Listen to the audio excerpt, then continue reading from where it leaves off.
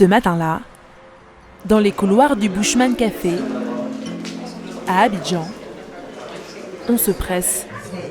Au programme, des conférences et des retours d'expérience sur un thème un peu particulier, la repatriation. Dans l'auditoire, des Africains ayant vécu en Europe, au Canada ou aux États-Unis, qui ont fait le choix de revenir. J'encourage beaucoup donc les Africains qui sont à l'étranger à rentrer, comme nous l'avons fait. Nous avons pris le risque, parce que c'est vrai que c'est un risque. On n'est pratiquement pas préparé, mais comme c'est chez nous, il faut qu'on rentre. Je me dis que mes parents, ils ont fait le sens inverse en partant en France. Et moi, j'ai envie de faire le sens inverse Je me sens en fait redevable et responsable. À l'origine de ce forum, Pierre Jemis, du cabinet PKD World, lui-même un ripat de la première heure. L'objectif, mettre en lumière ce phénomène et montrer la richesse que représentent ces ressortissants pour l'économie ivoirienne. Ils sont jeunes actifs, diplômés et occupent des postes confortables en Europe ou en Amérique du Nord. Pourtant, ils sont de plus en plus attirés par l'Afrique, au point de tout quitter pour s'y installer. Eux, ce sont les ripats, ces ressortissants d'origine africaine prêts à faire le chemin inverse. Pour les rassurer et les accompagner dans leur démarche, des associations ont vu le jour, car tout est à reconstruire dans leur nouveau pays. Réseau professionnel, familial, cadre de vie, Made in Africa vous plonge dans l'aventure de la repatriation.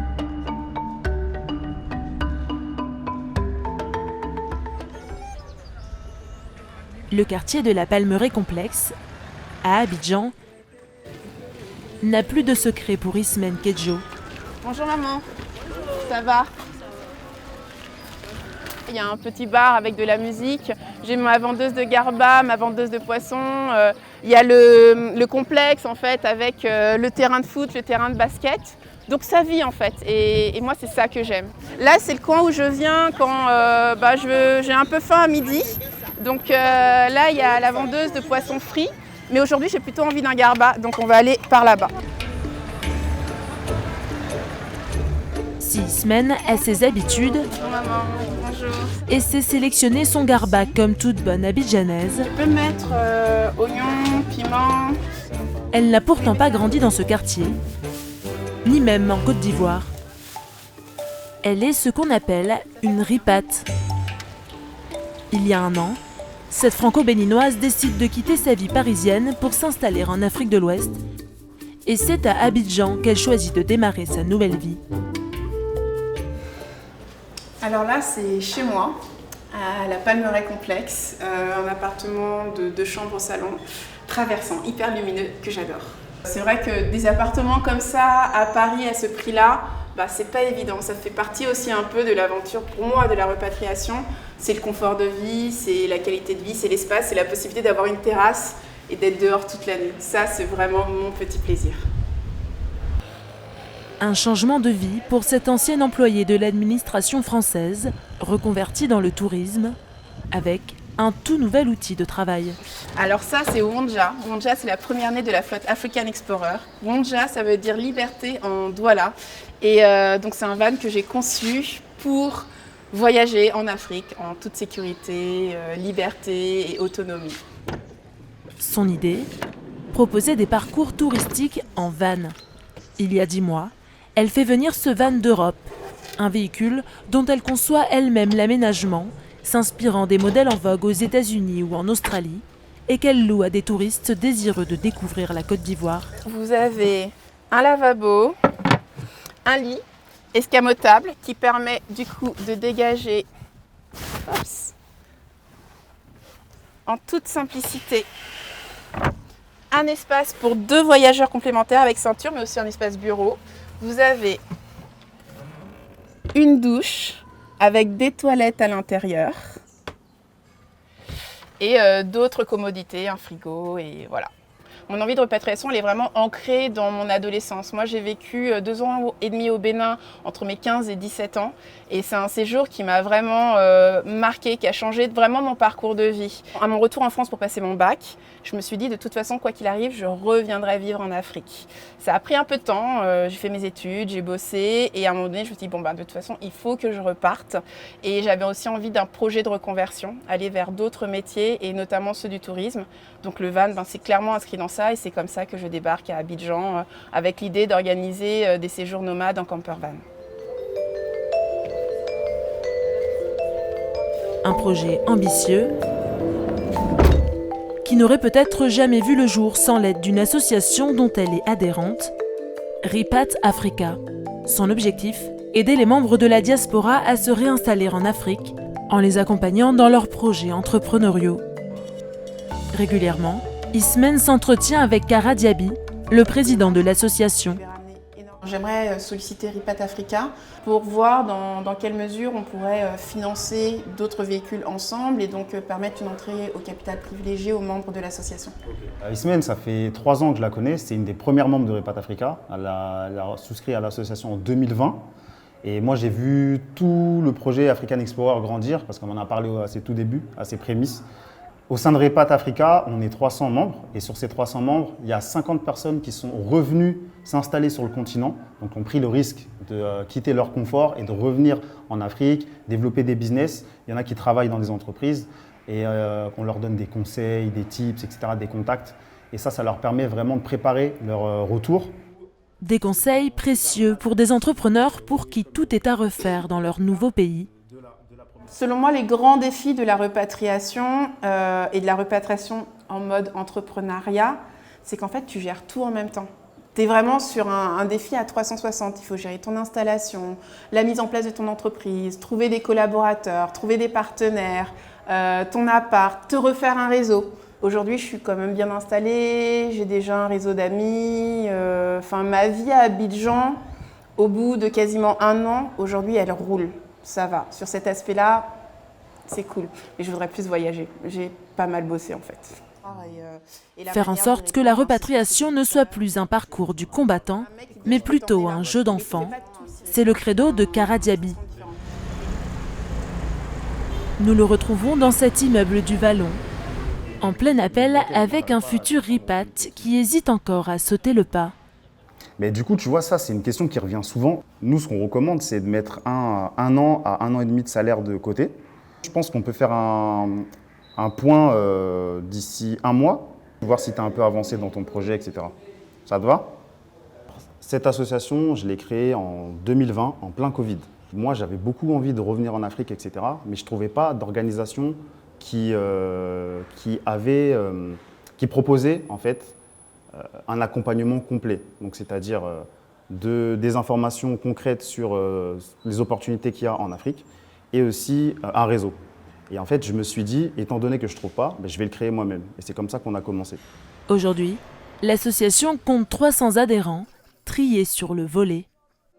Pour intégrer Ripat Africa, les candidats doivent remplir un formulaire de motivation où ils doivent renseigner, entre autres, leur âge, leur profession, s'ils ont un projet entrepreneurial en Afrique et leurs origines.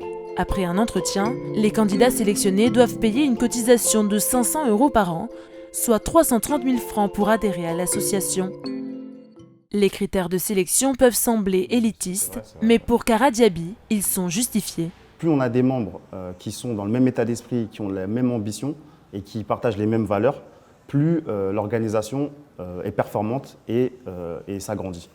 Au sein de Ripat Africa, on est très axé économie, impact socio-économique. Donc on ne fait pas de bénévolat, on ne fait pas d'œuvres caritatives. Nous, on est vraiment investissement, business, entrepreneuriat et création de valeur par l'entrepreneuriat, par l'investissement. C'est vraiment notre credo en fait. Une vision qui séduit de plus en plus les jeunes entrepreneurs de la diaspora, comme Faouzia Koza.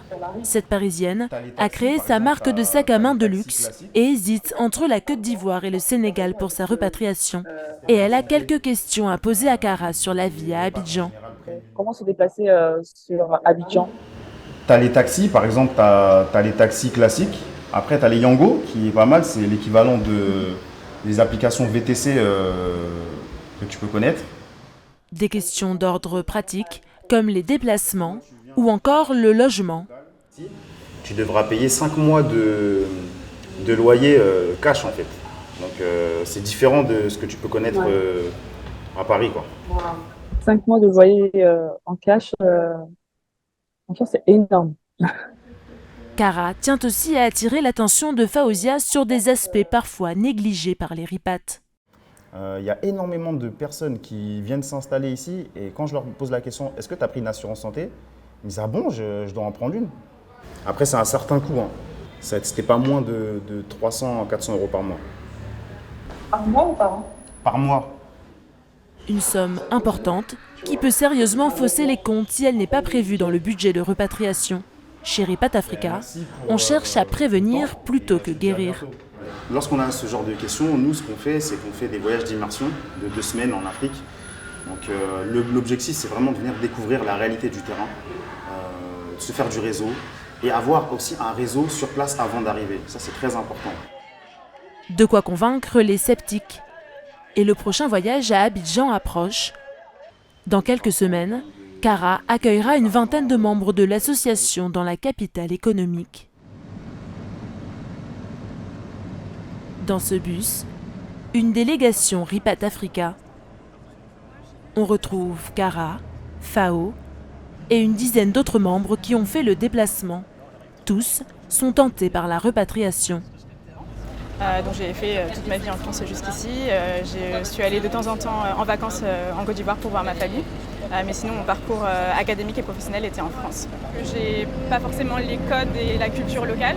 Donc ça va demander, je pense, un temps d'adaptation, de vraiment apprendre à connaître les gens, apprendre à connaître les manières de travailler, les manières d'échanger que je connais pas forcément après une expérience uniquement en France.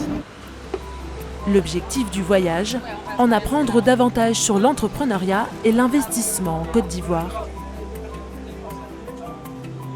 Cet après-midi, ils vont visiter une usine de transformation de thon pour l'export. Je ne savais pas qu'il y avait du thon ivoirien qui arrivait en Italie ou en France, donc intéressant de découvrir ça. La visite est organisée dans le cadre du Forum Ripat, dans le but de donner une image dynamique de l'industrie ivoirienne. Je pense que ça ouvre un peu l'esprit, on peut avoir une idée de secteur dans lequel on veut s'engager, qui ont aussi un impact du coup en local avec le nombre de salariés qu'ils ont qui est assez impressionnant. Donc ça inspire, je pense, et ça ouvre un peu l'esprit sur tous les secteurs qui sont porteurs en Côte d'Ivoire. Il arrive à faire 500 boîtes par minute. Et les autres lignes, les plus petites, sont 300 boîtes par minute. Et pendant plusieurs jours, les rendez-vous s'enchaînent.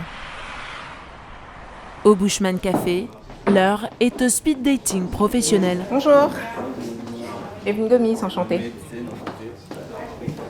Ravie de vous rencontrer. Evelyne Gomis, entrepreneur, candidate à la repatriation, discute avec un potentiel investisseur. Elle cherche à faire financer sa start-up et le marché est de plus en plus concurrentiel à Abidjan.